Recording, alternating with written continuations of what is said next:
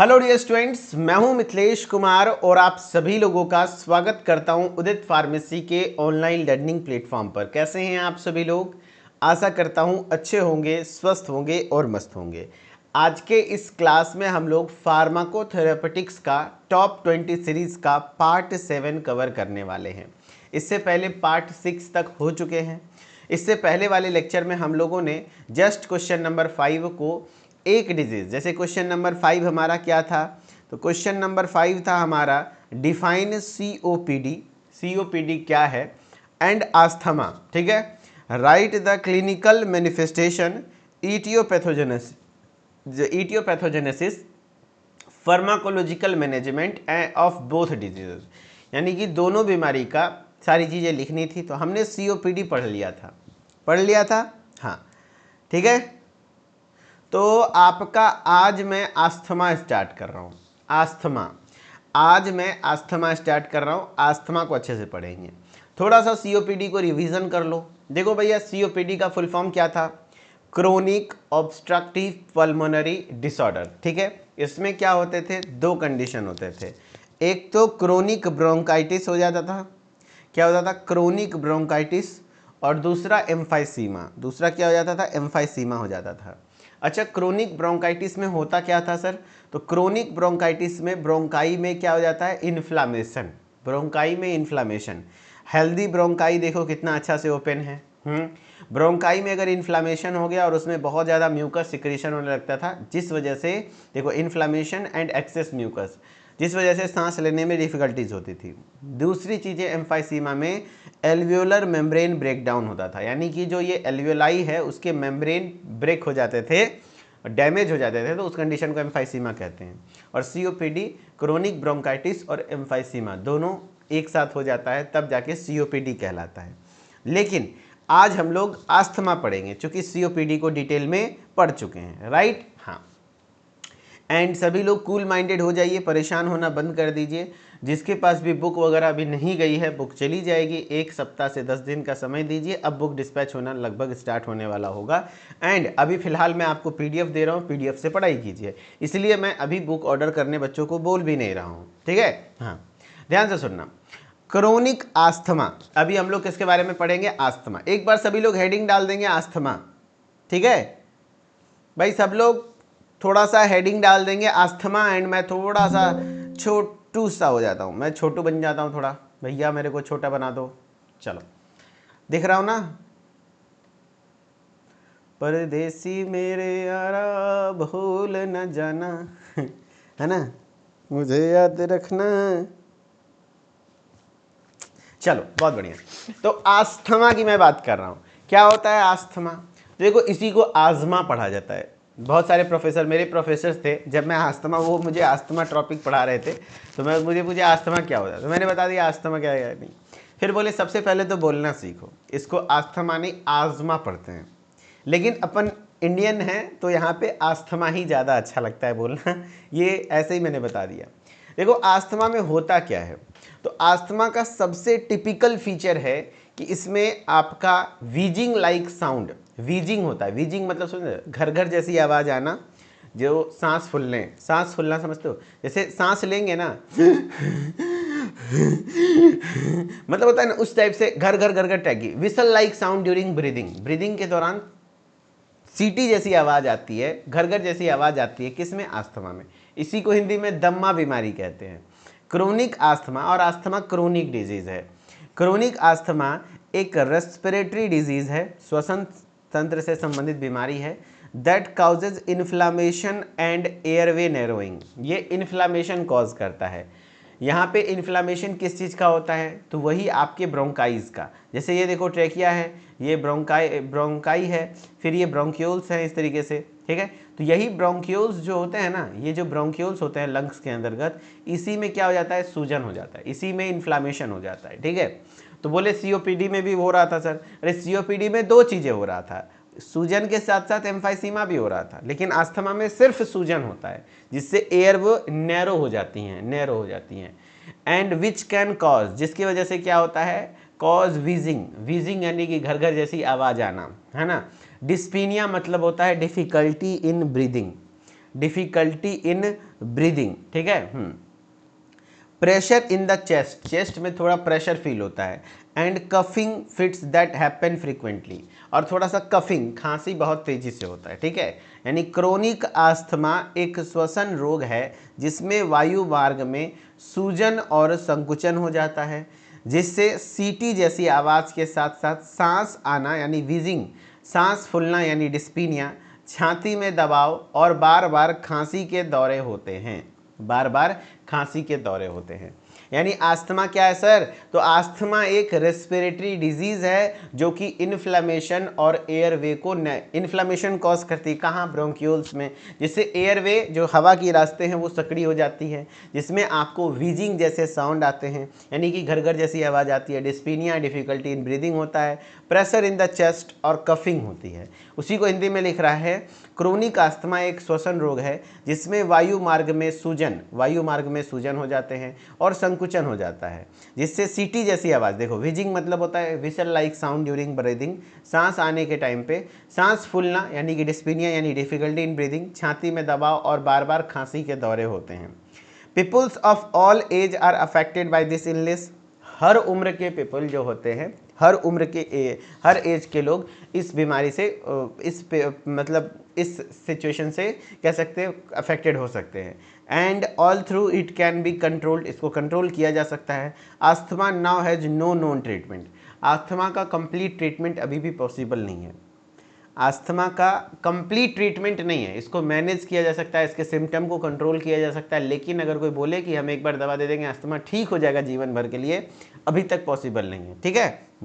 देखो ये normal lungs है जिसमें आपके ये जो ब्रोंकाई हैं प्रॉपर एकदम से ओपन है, लेकिन आस्थमेटिक लंग्स में ये जो ब्रोंकाई है ये में सूजन हो गया, उसमें सोलन हो गए हैं और म्यूकस ज़्यादा बन गया है, जिस वजह से सांस लेने में दिक्कत होती है।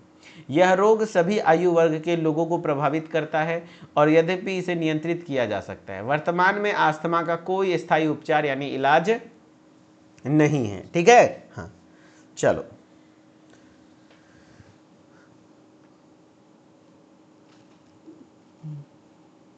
चलो ध्यान से सुनना। अभी हम लोग क्लिनिकल मैनिफेस्टेशन यानी कि आपके इसके सिम्टम्स, लक्षण क्या क्या हैं, तो इसके लक्षण होते हैं कफिंग मतलब क्या होता है भाई? खांसी करना, खांसी है ना, हाँ। फिर व्हीजिंग यानी सीटी जैसी आवाज़ आना सांस के साथ कैसी आवाज़ आती है? सीटी। एंड ब्रेथलेसनेस यानी कि सांस फूलना, जिसमें सांस लेने की कठिनाई होना। टाइटनेस ऑफ द चेस्ट यानी छाती में थोड़ा सा जकड़न महसूस होना, ठीक है। ये सारे सिम्टम्स होते हैं जो कि आपके आस्थमा के होते हैं, मुख्य सिम्टम्स हैं, ठीक है। ठीक है, अब इसके ईटियोलॉजी को समझते हैं। ईटियोलॉजी मतलब है कारण, कारण, ठीक है। कारण क्या हो सकता है भाई? बताओ भाई। तो ये सबसे पहली बात, एक बच्चा लिख रहा है सर जेनेटिक होता है, हाँ जेनेटिक फैक्टर भी है। अगर आपके माता पिता को अस्थमा का इशू है तो आपको भी हो सकता है ना, हाँ। Genetic factors along with environmental exposure to allergens, खास करके ये एलर्जेन की वजह से होता है। जैसे किसी को पॉलन, डस्ट, किसी को धूल से एलर्जी है, धूल थोड़ा सा उसके नाक वाक में चला गया, धूल इनहेल कर लिया, उसको अस्थमा अटैक आएगा, बहुत ज़्यादा खांसी होगी, पूरा सा मतलब बहुत ज़्यादा खांसी होगी, सांस फूलने लगेगा, है ना, हाँ। तो exposure to allergen such as house dust, घर का धूल हो गया, कारपेट्स हो गए, पॉल्यूशन हो गया, पोलन जो होता है ना, जैसे ये देखो इससे जो डस्ट निकल रहा है ना, इसको पोलन कहते हैं। Tobacco smoke, chemical irritant, air pollutant, cold air, physical exercise, stress, बहुत सारे कारण होते हैं जिस वजह से अस्थमा का अटैक आ सकता है। मोस्टली ये एलर्जीज की वजह से होता है। एलर्जी है, किसी को हाउस डस्ट से एलर्जी होता है ना, किसी को हाउस डस्ट से एलर्जी होता है, किसी को कारपेट से एलर्जी होता है, किसी को पॉल्यूशन से एलर्जी होता है, किसी को पोलन से एलर्जी होता है, किसी को टोबैको स्मोक से एलर्जी होता है, तो किसी को केमिकल इरिटेंट, एयर पॉल्यूशन, ठंडी हवा से भी किसी को एलर्जी होता है। ज़्यादा ठंडा हवा जाएगा तो फिर फिजिकल एक्सरसाइज, कोई ज़्यादा फिजिकल एक्सरसाइज कर ले तो होता है, क्योंकि कोई ज़्यादा तनाव ले ले तो उसको अस्थमा का अटैक आ जाता है ना। मुझे खैनी से है, क्या बात कर रहे हो। एक बच्चा लिख रहा है कौन है मुझे खैनी से है? रॉकी भाई, वाह। जो खैनी चाँप के चलते हैं वो हमको बताएंगे खैनी से हमको एलर्जी है। चलो, मेरी दादी को है 18 साल से अस्थमा, इन्हेलर यूज़ करती हैं। हाँ, उनको फिर इन्हेलर में कौन सा दवा यूज़ करना पड़ता है वो भी बताऊंगा।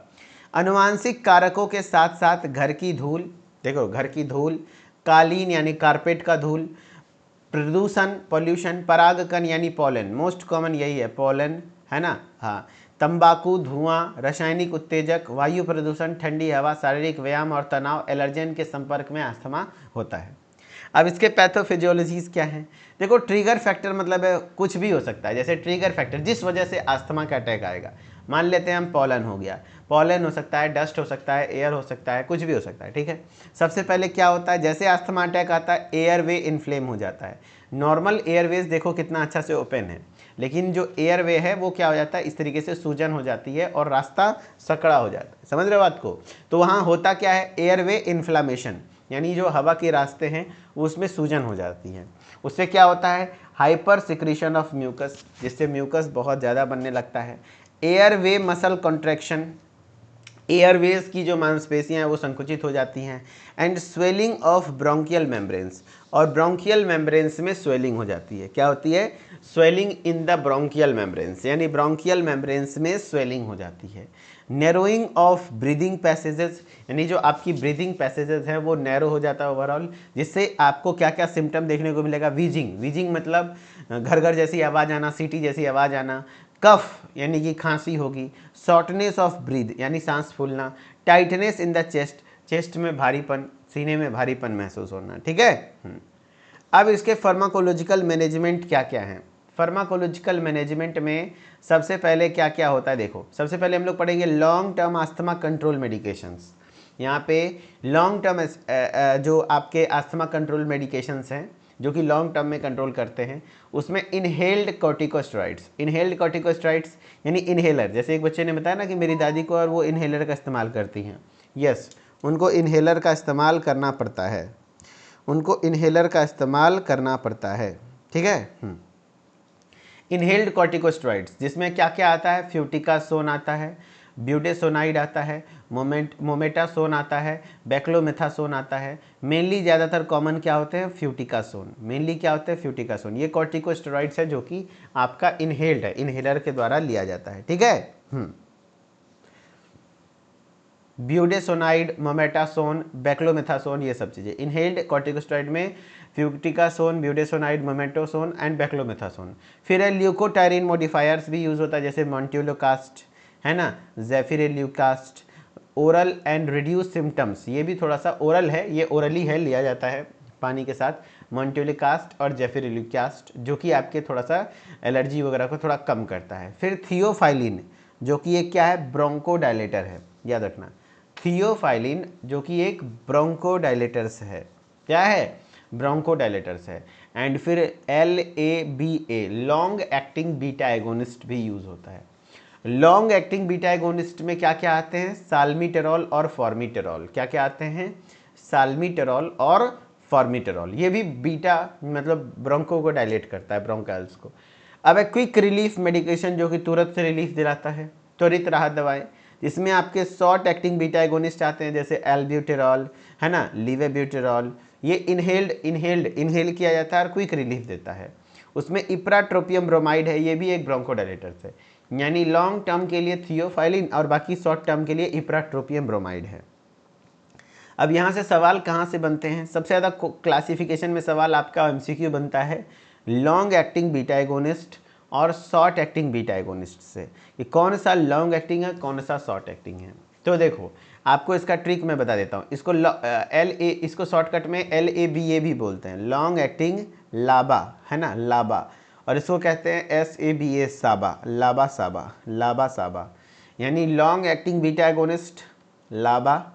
और फिर एक होता है SABA साबा, यानी शॉर्ट एक्टिंग बीटा एगोनिस्ट, ठीक है।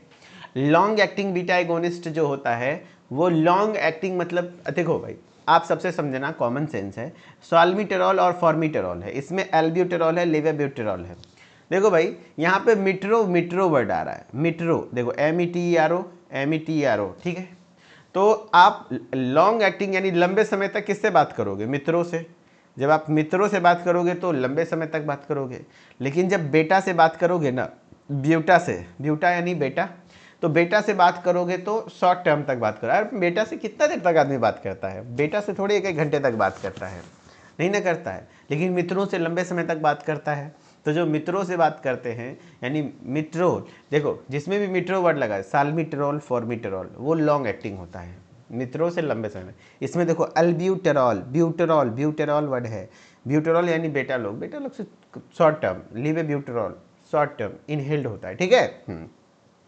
इप्राट्रोपियम ब्रोमाइड क्या है भैया, तो ये एक प्रकार का ब्रोंकोडायलेटर्स है। थियोफाइलिन क्या है, ब्रोंकोडायलेटर्स है। तो इस तरीके से अस्थमा के ये कुछ मेडिकेशंस हैं।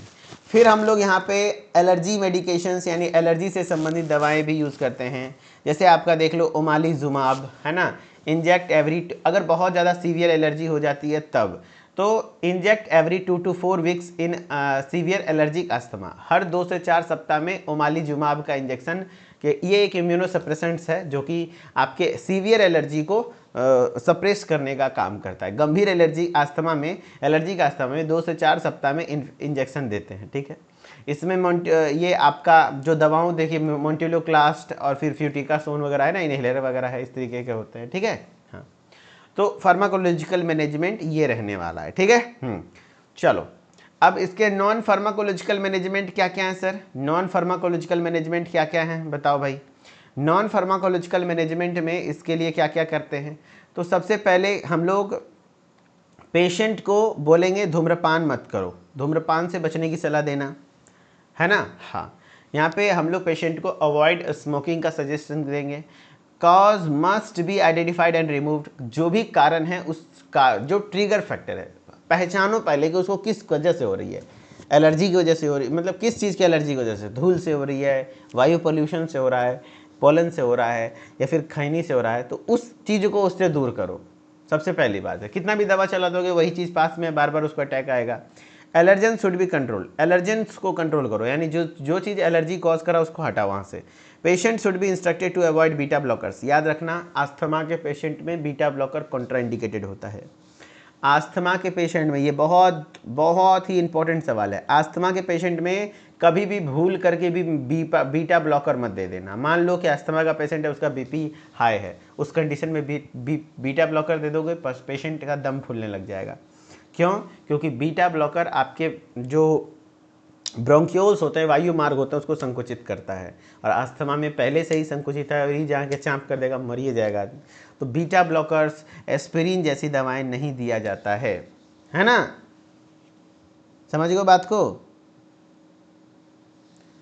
चलो ठीक है। हाँ, तो बीटा ब्लॉकर्स कॉन्ट्राइंडिकेटेड है, वेरी इंपॉर्टेंट है, पूछा गया था अस्थमा के पेशेंट में कौन सा ड्रग नहीं देते हैं, तो बीटा ब्लॉकर्स, एस्पिरिन नहीं देते हैं, ठीक है। यानी रोगी को बीटा ब्लॉकर और एस्पिरिन से बचने की सलाह देना, ठीक है। चलो, तो ये था अस्थमा एंड पहले क्वेश्चंस करो, फिर उसके बाद पहले तो रिवीजन करो। चलो आ जाओ, सुनो क्या क्या मैंने बताया, अस्थमा क्या होता है, ध्यान से सुनना, मैं आप पूछूंगा जवाब देना। अस्थमा क्या है, तो अस्थमा एक क्रोनिक कंडीशन है जिसमें आपका मेनली इन्फ्लामेशन हो जाता है एयरवेज का, यानी आपके श्वसन मार्ग का इन्फ्लामेशन हो जाता है, सूजन हो जाता है। मेनली क्या होता है, इन्फ्लामेशन ऑफ एयरवेज, ठीक है, जिससे नैरो हो जाते हैं। उसमें सिम्टम्स वीजिंग यानी सीटी जैसी आवाज़ आना, डिस्पीनिया सांस फूलना, डिफिकल्टी इन ब्रीदिंग, चेस्ट में प्रेशर फील होना और कफिंग होना, खांसी होना। हर एज के पीपल इससे अफेक्टेड हो सकते हैं। एंड उसके बाद मैंने बताया इसकी मुख्य symptoms, coughing, wheezing, breathlessness, tightness of chest, हाँ ठीक है। इसके जेनेटिक फैक्टर्स हो सकते हैं और इन्वायरमेंटल एक्सपोजर में जैसे एलर्जेंस की वजह से, जैसे house dust, carpet, pollution, pollen, tobacco smoke और स्ट्रेस वगैरह, फिजिकल एक्सरसाइज, ठंडी हवा, एयर पॉल्यूशन, केमिकल इरिटेंट्स की वजह से हो सकते हैं। इसकी पैथोफिजियोलॉजी में हमने बताया सबसे पहले ट्रिगर फैक्टर चाहे कुछ भी हो, यानी जिसकी वजह से उसका अस्थमा अटैक आ रहे हैं, होगा क्या, एयरवे इन्फ्लेमेशन हो जाएंगे। एयरवे जैसे इन्फ्लेम होगा वहाँ पे म्यूकस बहुत ज़्यादा बनेगा। एयरवे मसल कॉन्ट्रैक्शन, हवा की जो मांसपेशियाँ संकुचित हो जाएंगी और उसमें स्वेलिंग हो जाएगा, जिससे जो ये है जगह नैरो हो जाएगा, बहुत कम जगह बचेगा, जिससे वीजिंग होगी यानी घर घर जैसी आवाज़ आएगी, कफ होगा, शॉर्टनेस ऑफ ब्रीथ होगी, टाइटनेस इन द चेस्ट होगा, ठीक है।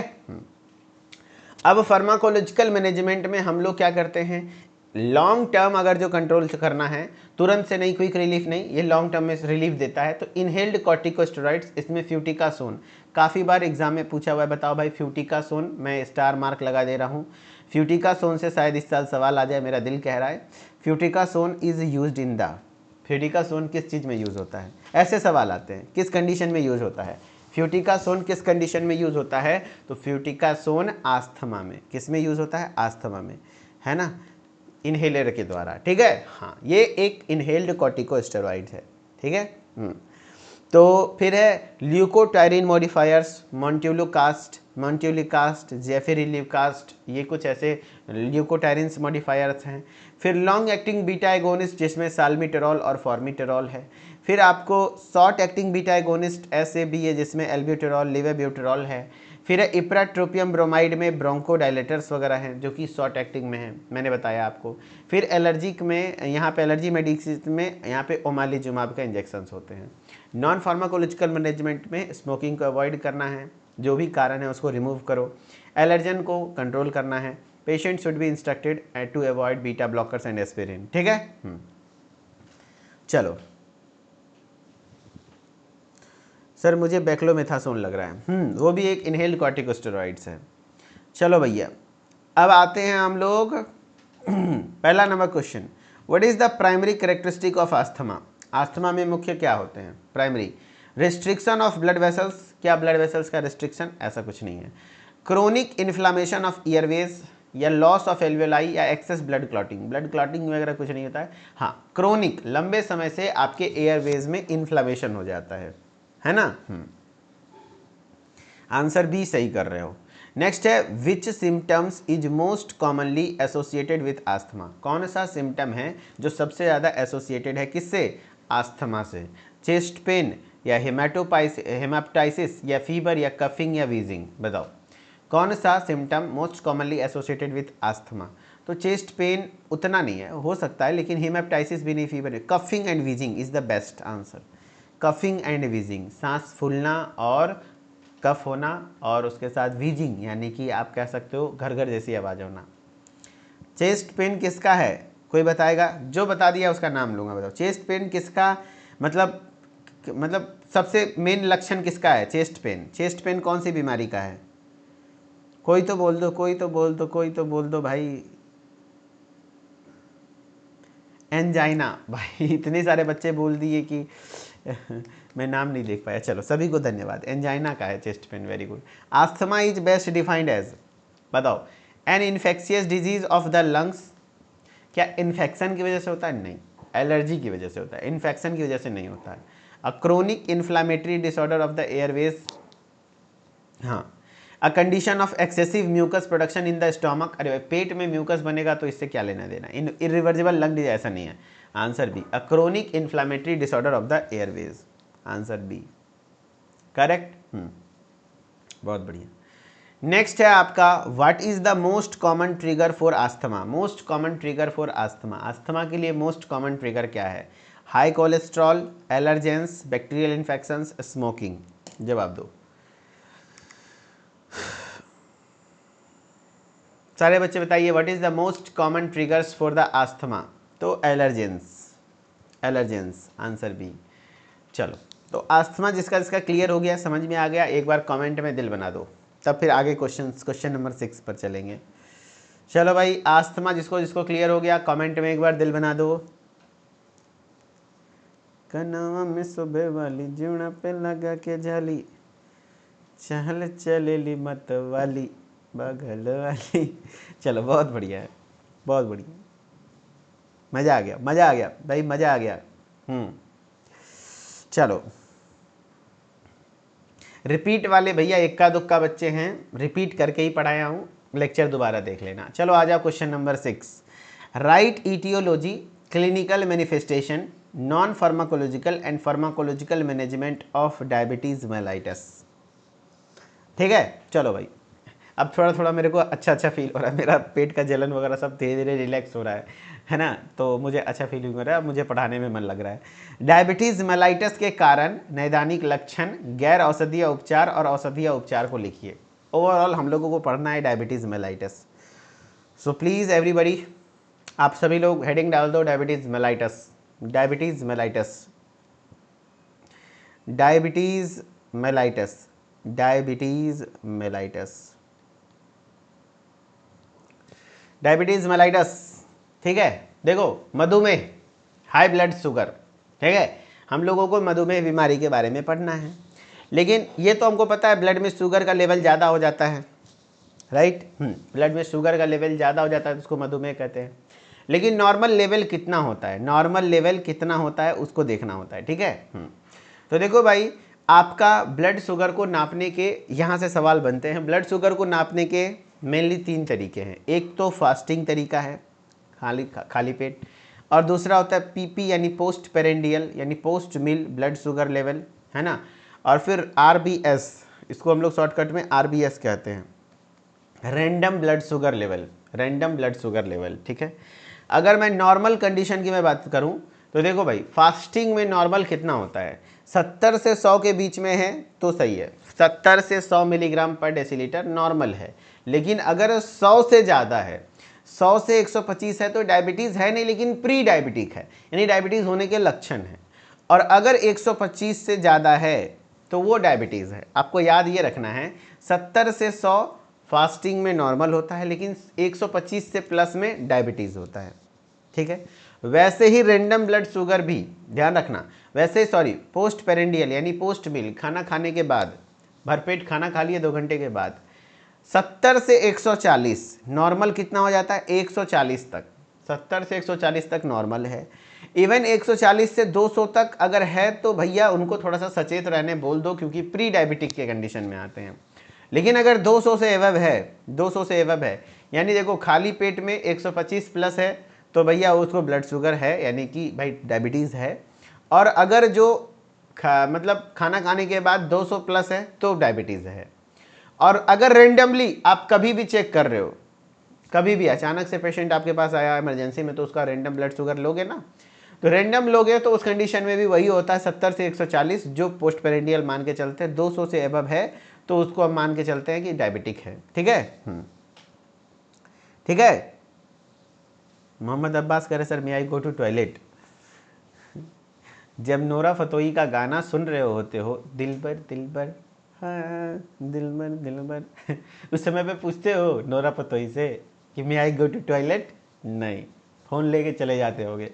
और क्या गारंटी है कि नोरा फतोही देख रहे हो हैं? और अभी क्लास के टाइम पे मे आई गो टू टॉयलेट, इतना शरीफ बच्चा बन रहा है ना क्या पता, किसको क्या पता भाई।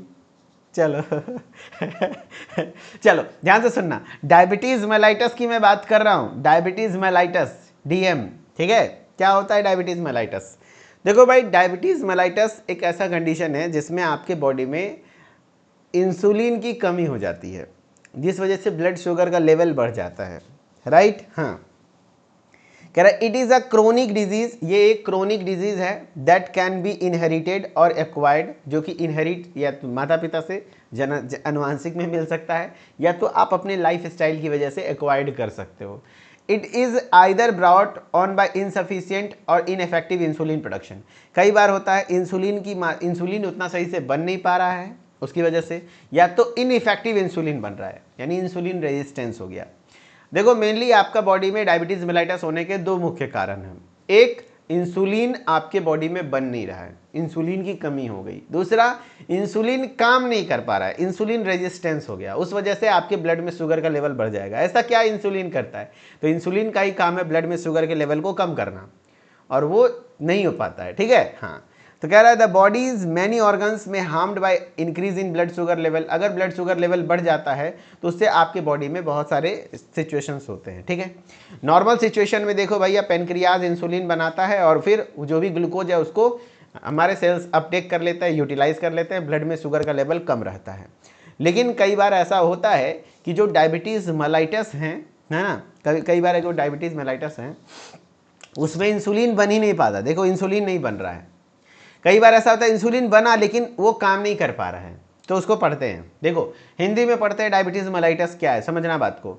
एक दीर्घकालिक, सबसे पहली बात डायबिटीज का, अच्छा बताओ डायबिटीज को कभी ट्रीट किया जा सकता है क्या? कभी सुने हो? नहीं। अगर किसी को डायबिटीज़ हो गई तो उसका ज़िंदगी भर इसको मैनेज किया जाता है, ना कि ट्रीट किया जाता है। डायबिटीज़ ज़िंदगी भर चलने वाली बीमारी है। डायबिटीज़ हो गया, बीपी हो गया, अस्थमा हो गया, ये सब बीमारी ट्रीटमेंट नहीं पॉसिबल है। नहीं, कोई बोल रहा है तो मूर्ख बना रहा है। होम्योपैथिक वाला अक्सर पेशेंट को गुमराह करता है। होम्योपैथिक वाला देखना कि हम ठीक कर देंगे जोर से, नहीं, इसको मैनेज किया जा सकता है, सिम्टम को मैनेज किया जा सकता है। ठीक है। यह एक दीर्घकालिक क्रोनिक रोग है जो वंशानुगत या तो अर्जित होता है या इंसुलिन के अपर्याप्त स्राव या उसके प्रभावहीन होने के कारण उत्पन्न होता है। इंसुलिन की कमी के कारण रक्त में ग्लूकोज का स्तर बढ़ जाता है, जिससे शरीर के अन्य अंगे भी क्षतिग्रस्त होती हैं। अब देखो, इसके अलग अलग कारण हैं। अब डायबिटीज मेलाइटस 3 प्रकार के होते हैं। एक होता है टाइप 1 डायबिटीज मेलाइटस, और एक होता है टाइप 2 डायबिटीज मेलाइटस, और एक होता है गेस्टेशनल डायबिटीज। एक होता है type 1 diabetes mellitus, type 2 diabetes mellitus और गेस्टेशनल डायबिटीज। क्या क्या अंतर है? टाइप 1 डायबिटीज मेलाइटस में क्या होता है कि इंसुलिन बन ही नहीं पाता है। यहाँ देखो, टाइप 1 डायबिटीज मेलाइटस में क्या होता है, इंसुलिन नहीं बन पाता है। क्यों? क्योंकि बीटा सेल को कोई आपके बॉडी का मतलब इंसुलिन नहीं बन पाता है, अब कारण कुछ भी हो। टाइप 2 डायबिटीज मेलाइटस में क्या होता है, इंसुलिन रेजिस्टेंस डेवलप हो जाता है। आपने सुना होगा, इंसुलिन वर्क नहीं कर पाता। एंड तीसरा होता है गेस्टेशनल, प्रेगनेंसी पीरियड में अक्सर ब्लड शुगर लेवल बढ़ ही जाता है। ठीक है। तो देखो भाई, टाइप 1 डायबिटीज मेलाइटस जो है caused due to autoimmune disorder. ये ऑटो इम्यून डिसऑर्डर की वजह से होता है। ऑटो इम्यून क्या होता है सर? यानी आपके शरीर का इम्यून सिस्टम आप ही के पेनक्रियास के बीटा सेल को मार के थूर देता है, उसके खिलाफ एंटीबॉडी बना लेता है। और यही है जो कि इंसुलिन बनाना है, इसी को इंसुलिन बनाना है ना, उसी को इंसुलिन बनाना है, इसी को थूर देगा, इसी को थूर देगा तो फिर दिक्कत होगा ना, वही बोल रहा है। तो cause due to autoimmune disorder, autoimmune disorder की वजह से होता है। यानी एक ऑटो इम्यून डिसऑर्डर है। ऑटो इम्यून डिसऑर्डर मतलब क्या हुआ कि यहाँ पर आपके बॉडी का इम्यून सेल जो इंसुलिन प्रोड्यूसिंग सेल है, बीटा सेल पेनक्रियाज में, उसको क्या करता है, डिस्ट्रॉय कर देता है। सही बोल रहा है। Insulin producing cells are destroyed and hence glucose buildup in the body, क्या कहते हैं, hence glucose buildup stop in the body, यहाँ स्टॉप है ना। It can also caused by the virus attack, virus attack की वजह से हो सकता है। यानी ये ऑटो इम्यून डिसऑर्डर है जो आपके इंसुलिन प्रोड्यूसिंग सेल्स हैं, जैसे बीटा सेल है पेनक्रियाज में, उसको ब्रेक कर, मतलब उसको खराब कर देता है, तोड़ देता है, जिस वजह से ये आपका इंसुलिन की कमी हो जाती है। ठीक है। यानी टाइप 1 डायबिटीज मेलाइटस में ही इंसुलिन का इंजेक्शन लगाना पड़ता है ना। हाँ, ऑटो इम्यून विकार के कारण, एक सेकेंड रुक जाओ, हेलो हेलो, हाँ की कह रहे हैं, हाँ की कह रहे हैं, नहीं की कह रहे, क्लास ले रहे छी, कह रहे कुछ कह रहे हैं कि देखे छी कौन चीज छो, अच्छा चलें ठीक छो।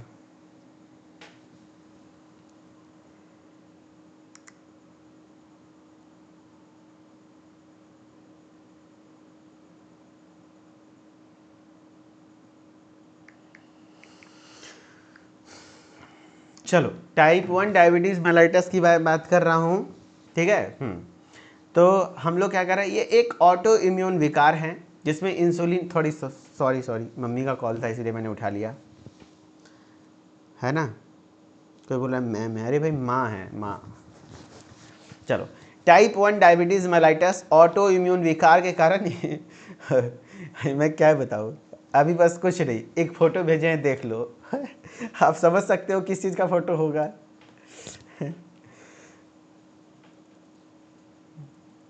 चलो अर्पित भाई, आप सब कुछ का उपाधि मेरे को दे दो। टाइप 1 डायबिटीज़ मेलाइटस, अभी पढ़ाने के टाइम पे आप कुछ भी पूछोगे उसका जवाब कहाँ से दे पाऊंगा मैं। चलो इधर देखो, ऑटो इम्यून विकार के कारण क्या होता है, इंसुलिन बनाने वाली कोशिकाएं नष्ट हो जाती हैं, जिससे शरीर में ग्लूकोज बढ़ जाता है, शरीर में ग्लूकोज बढ़ जाता है, या कभी कभी वायरस संक्रमण से भी हो सकता है। ठीक है। एक बच्चा लिख रहा है, सर आपने सीओपीडी में क्या बोला है, सर आपने सीओपीडी नहीं बताया, सर आपने अरे भाई सुदर्शन अधिकारी जी, पिछले क्लास में सीओपीडी बता चुका हूँ, पढ़ लेना, है ना। पिछले क्लास में मैंने बताया है COPD। टाइप 2 डायबिटीज मेलाइटस क्या होता है? It occurs when insulin does not function properly. ये जब इंसुलिन सही से काम नहीं कर पाता है और बॉडी डेवलप इंसुलिन रेजिस्टेंस, जब इंसुलिन रेजिस्टेंस डेवलप हो जाता है ना, है ना।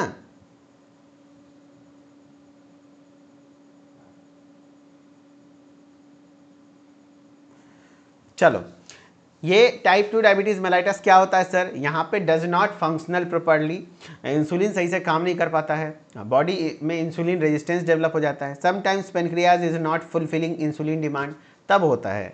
एंड फिर तीसरा होता है गेस्टेशनल। वही देखो टाइप 2 में क्या है, जब इंसुलिन ठीक से कार्य नहीं करता है, इंसुलिन रेजिस्टेंस हो जाता है, कभी कभी अग्नाशय पर्याप्त इंसुलिन नहीं बना पाता है।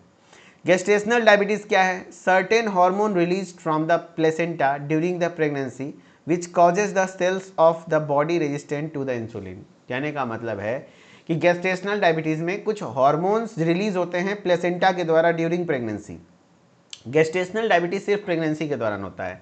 प्रेगनेंसी के दौरान जो प्लेसेंटा है, जिसके अंदर बेबी रहता है, उस प्लेसेंटा के द्वारा कुछ हार्मोन रिलीज होता है जिससे कि आपके बॉडी में इंसुलिन रेजिस्टेंट हो जाता है। ठीक है, गर्भवती, और ये ऑटोमेटिक ठीक भी जाता है। जब प्रेगनेंसी खत्म तो ये डायबिटीज़ वापस से ठीक हो जाता है। गर्भ व्यवस्था के दौरान प्लेसेंटा निकलने वाले कुछ हार्मोन शरीर की कोशिकाओं को इंसुलिन के प्रति प्रतिरोधित बना देते हैं। ठीक है, चलो अब इसके क्लिनिकल सिम्टम्स, नैदानिक लक्षण, यानी कि इसके सिम्टम्स में 3 P's है। 3 P's मतलब क्या होता है पता है? 3 P's मतलब है 1 P, 2 P, 3 P। P का मतलब, 1 P मतलब है पॉलीडिप्सिया। पॉलीडिप्सिया मतलब है, पॉली मतलब ज़्यादा, पॉलीडिप्सिया यानी कि बहुत ज़्यादा प्यास लगना, अधिक प्यास लगना। पॉलीफेजिया यानी अधिक भूख लगना। पॉलीयूरिया यानी कि बार बार पेशाब लगना। यानी कि 3 P's are the main symptoms. Main symptoms क्या हैं? 3 P's क्या हैं? 3 P's। 3 P's मतलब क्या होता है ना, इसका शॉर्टकट है, ट्रिक है, यहाँ 3 P हो जाता है। क्या क्या होता है? Polydipsia, polyphagia. ध्यान से सुनो, मैंने फिर से बताना है। देखो मैं शुरू से स्टार्ट कर रहा हूँ। डायबिटीज़ मेलाइटस में पढ़ा रहा हूँ, ध्यान से सुनना। डायबिटीज़ मेलाइटस क्या होता है भैया? तो इसमें ब्लड शुगर लेवल बढ़ जाता है, तो उसको हम लोग डायबिटीज़ मेलाइटस कहते हैं। ठीक है, अब किस वजह से डायबिटीज़ बढ़ा, मतलब ब्लड शुगर लेवल बढ़ा, उसके आधार पर 3 प्रकार के मेनली होते हैं। एक होता है टाइप 1, जहाँ पर आपका इंसुलिन प्रोड्यूसिंग सेल डिस्ट्रॉय हो जाता है। यानी इंसुलिन बनाने वाला सेल कौन है? पेनक्रियास। पेनक्रियास के अंदर बीटा सेल, वो बीटा सेल डिस्ट्रॉय हो जाता है। किसके वजह से? आप ही के ऑटो इम्यून की वजह से, यानी आपके बॉडी का इम्यून सेल उसी को मार दिया, जिस वजह से क्या होता है, आपकी बॉडी में ब्लड शुगर लेवल बढ़ गया, तो वो टाइप 1 हो गया। टाइप 2 डायबिटीज मेलाइटस में क्या होता है? इंसुलिन रेजिस्टेंस डेवलप हो जाता है, आपका बॉडी में इंसुलिन काम नहीं कर पाता है, तो उसको इंसुलिन रेजिस्टेंस कहते हैं। एंड तीसरा मैंने बताया गेस्टेशनल डायबिटीज़। गेस्टेशनल यानी इसको प्रेगनेंसी भी कह सकते हो, प्रेगनेंसी डायबिटीज़, यानी प्रेगनेंसी के दौरान जो प्लेसेंटा होता है, जिस थैली में बच्चा होता है, वो थैली कुछ हार्मोन्स बनाती है, जिसकी वजह से आपके बॉडी के कुछ सेल्स इंसुलिन रेजिस्टेंट हो जाते हैं, जिससे उस पर इंसुलिन काम नहीं करता है और बॉडी में ब्लड शुगर लेवल बढ़ जाता है। ठीक है, और फिर ऑटोमेटिक जब प्रेगनेंसी खत्म होती है तो फिर वापस से नॉर्मल हो जाता है। ठीक है, हाँ। अब इसके सिम्टम्स क्या क्या हैं? तो 3 P's, 3 P है ना, 3 P सिम्टम है इसके। 3 P's में आपके क्या क्या है सर? पॉलीडिप्सिया है, पॉलीफेजिया है, पॉलीयूरिया है। यानी 3 P's मतलब होता है, जैसे पॉलीडिप्सिया का मतलब है अधिक प्यास लगना, पॉलीफेजिया मतलब अधिक भूख लगना, पॉलीयूरिया यानी बार बार पेशाब लगना। अच्छा, ketoacidosis and presence of ketone in the urine. Urine में कीटोन वगैरह आने लग जाते हैं, कीटो एसिडोसिस हो जाता है। Presence of glucose in the urine, मूत्र में ग्लूकोज का मात्रा होने लगता है, पता है ना, जहाँ पेशाब करेगा वहाँ मीठा मीठा है ना, वहाँ चीटी वगैरह लगने लगता है, क्योंकि ग्लूकोज आ जाता है। अनएक्सप्लेन्ड लॉस ऑफ वेट, बिना कारण के वजन कम होने लग जाते हैं। फटीगनेस एंड हेडेक, थकान और सिरदर्द होते हैं। ब्लड विजन यानी धुंधला दिखाई देना। एंड फ्रीक्वेंट इन्फेक्शन, बार बार संक्रमण होना, है ना, बार बार संक्रमण होना यानी इन्फेक्शन होना।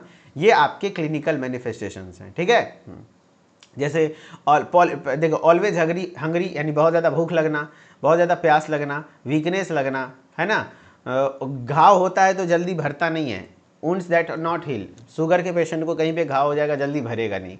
वेट लॉस होना, numbness in hands and feet, frequent urination, पेशाब ज़्यादा होना, ब्लड विजन, नोजिया जैसी फीलिंग होना, ये सब कहीं ना कहीं लक्षण हैं। अच्छा, फार्माकोलॉजिकल मैनेजमेंट क्या क्या है? तो इंसुलिन, एक्सोजीनस इंसुलिन यहाँ पे यूज़ होता है, यानी ये इंसुलिन का इंजेक्शन लगाया जाता है। किस रूट से? सबक्यूटेनियस रूट से। ठीक है, रुक जाओ, इस पेज का हिंदी वाला वर्जन आगे दिया हुआ है, उसको हम लोग पढ़ते हैं। ये है यहाँ पे हिंदी वाला वर्जन, ठीक है। हाँ, ये देखो, इंसुलिन का इंजेक्शन सबक्यूटेनियस रूट से लगाया जाता है, सबक्यूटेनियस रूट से लगाया जाता है इस तरीके से, ठीक है। हाँ, तो exogenous insulin this can be given through injection. कौन सा इंजेक्शन? सबक्यूटेनियस इंजेक्शन, इनहेलेशन और pumps such as isophane insulin analogue. यानी एक्सोजीनस इंसुलिन दिया जाता है, इसे इंजेक्शन जब इंसुलिन नहीं बन पाता है तब पंप के माध्यम से दिया जा सकता है, जैसे आइसोफेन इंसुलिन या insulin analogue. There are also certain drugs that overcome insulin resistance. बहुत सारे ऐसे ड्रग्स हैं जो इंसुलिन रेजिस्टेंस को ओवरकम कर सकते हैं, सच एज बाइगुआनाइड्स, जिसमें आपके मेटफॉर्मिन है। अगर किसी को इंसुलिन रेजिस्टेंस हुआ तो उसको मेटफॉर्मिन जैसी दवा चलती है, जो कि ओरल हाइपोग्लाइसेमिक एजेंट्स हैं, है ना। कुछ दवाएं ऐसी भी हैं जो कि, ठीक है, हाँ, ऐसी भी होती हैं जो इंसुलिन प्रतिरोध को कम करती हैं, जैसे बाइगुआनाइड्स, मेटफॉर्मिन, ठीक है। एंड फिर मेग्लेटिनाइड एंड नेटेग्लिनाइड, ये कुछ ड्रग्स हैं। Generally non insulin diabetes should be managed by dietary therapy combined with increased physical activity. यानी कि नॉन इंसुलिन डायबिटीज़ भी कुछ ऐसे होते हैं, इसका उपयोग आपकी बढ़ी हुई शारीरिक गतिविधि को बढ़ा करके किया जाना चाहिए, यानी कि थोड़ा फिजिकल एक्सरसाइज बढ़ा दे। नॉन फार्माकोलॉजिकल मैनेजमेंट भी बहुत इंपॉर्टेंट रोल प्ले करता है। दवा कितना भी खा लो, अगर जो बॉडी में कंट्रोल नहीं रखोगे, जैसे देखो, focus on diet, less sweet, take less sweet, यानी आहार पर ध्यान दे, मिठाई कम ले, कम से कम मीठा खाना है। रेस्ट्रिक्ट कोलेस्ट्रॉल कंजप्शन, यानी कोलेस्ट्रॉल का सेवन कम करना है। अवॉइड एक्सेसिव साल्ट इंटेक, अत्यधिक नमक का सेवन नहीं करना है। कंट्रोल वेट, वजन पर नियंत्रित रखना है। Plain meals such as they are evenly disturbed throughout the day, यानी भोजन की योजना इस प्रकार बनाएं कि वह पूरे दिन समान रूप से विपरीत हो, थोड़ा थोड़ा फूड खाएं, है ना। रेगुलर फिजिकल एक्टिविटी, यानी नियमित शारीरिक गतिविधि करें, ठीक है। ये हो गया आपका, क्या हो गया, ये आपका नॉन फार्माकोलॉजिकल मैनेजमेंट हो गए। अब इसके कुछ पहले क्वेश्चन हैं, इनको आप लोग करके दिखाइए। चलो भाई, पहला क्वेश्चन है, what primarily causes the increase in blood glucose level in diabetes mellitus. बताओ भाई, डायबिटीज मेलाइटस में प्रीमियरली क्या चीज़ बढ़ जाता है? What primarily causes the increase in the blood glucose level in diabetes mellitus? Excessive insulin production, insufficient और ineffective insulin, high protein intake, over active thyroid gland. जवाब दो। तो what primarily causes the increase in blood glucose level in diabetes mellitus? तो diabetes mellitus में क्या होता है भाई, है ना। हाँ, तो what primarily causes diabetes mellitus, भैया बताओ। एक्सेस इंसुलिन बनने लगता है? नहीं, इनसफिशिएंट और इनइफेक्टिव इंसुलिन बनने लगते हैं, है ना। या तो इंसुलिन कम हो जाती है या तो इनइफेक्टिव हो जाती है, ठीक है। उसको कहते हैं इनसफिशिएंट या इनइफेक्टिव इंसुलिन बनना, ओके। अगला क्वेश्चन है, which of the following correctly matches the type of diabetes mellitus with its primary cause? Type 1 diabetes mellitus, type 2 diabetes mellitus, gestational diabetes mellitus, type 1 diabetes mellitus, बताइए। तो type 1 diabetes mellitus में क्या है? Insulin resistance due to pregnancy hormone? नहीं, type 1 में insulin बनता नहीं है। Type 2 autoimmune? नहीं, टाइप 2 में इंसुलिन रेजिस्टेंस होता है। गेस्टेशनल में placenta hormone causing insulin resistance? Yes, gestational, answer C. Type 1 में इंसुलिन रेजिस्टेंस नहीं होता है। टाइप 1 में ऑटो इम्यून की वजह से इंसुलिन प्रोड्यूसिंग सेल डिस्ट्रॉय हो जाते हैं। टाइप 2 में इंसुलिन रेजिस्टेंस होता है। टाइप 3 में प्लेसेंटा कुछ ऐसे हार्मोन बनाता है जिसको हम लोग गेस्टेशनल कहते हैं, gestational diabetes mellitus. Gestation period ही होता है pregnancy period. Which of the following is not a common clinical manifestation of diabetes mellitus? इसमें से कौन सा आपका जो कि आपका सिम्टम नहीं है डायबिटीज मेलाइटस का? पॉलीयूरिया, तो याद करो ट्रिपी हमने बताया था। पॉलीयूरिया, पॉलीडिप्सिया, पॉलीफेजिया तो होता ही है। ब्लड विजन भी होता है। Presence of glucose in urine भी होता है। वेट गेन नहीं, वेट लॉस होता है, आंसर सी। बोल रहा है कौन सा सिम्टम नहीं है, आंसर सी। नेक्स्ट है, which of the following is a oral drug used to overcome insulin resistance in type 2 diabetes mellitus? कौन सा ऐसे ओरल ड्रग हैं जो कि इंसुलिन रेजिस्टेंस को ओवरकम करने के लिए टाइप 2 डायबिटीज मेलाइटस में यूज होते हैं? तो इंसुलिन रेजिस्टेंस को ओवरकम करने के लिए हम लोग यहाँ पर, रेजिस्टेंस बोल रहा है तो हम लोग यहाँ पर मेटफॉर्मिन, है ना, मेटफॉर्मिन ड्रग का इस्तेमाल करते हैं। That's all. आज का क्लास यहीं तक है। अगली क्लास में अगले क्वेश्चन को हम लोग थायराइड के डिसऑर्डर को पढ़ेंगे। Okay, thank you so much, बहुत बहुत धन्यवाद इतना प्यार और सपोर्ट बनाए रखने के लिए। मिथिलेश सर ऑफिशियल के साथ जुड़े रहिए, इसी तरह हंसते रहिए, मुस्कुराते रहिए, घबराइए नहीं, रिवीजन को प्रॉपर रखिए, चीज़ें आपके साथ आराम से अच्छे से क्लियर होती रहेंगी। Okay, thank you, bye bye, take care. ठीक है, चलो। और आपके आज से मैं यूट्यूब पर PYQ सेशन भी लूँगा, और आज मैं PYQ में एक नया, याद रखना, फार्माकोथेरेपेटिक्स का 2025 का क्वेश्चन पेपर सॉल्व करने वाला हूँ। तो सारे बच्चे रात के 10 बजे जरूर जुड़ेंगे, 10 PM पर जरूर जुड़ेंगे। Okay, thank you, bye bye, take care guys, thank you.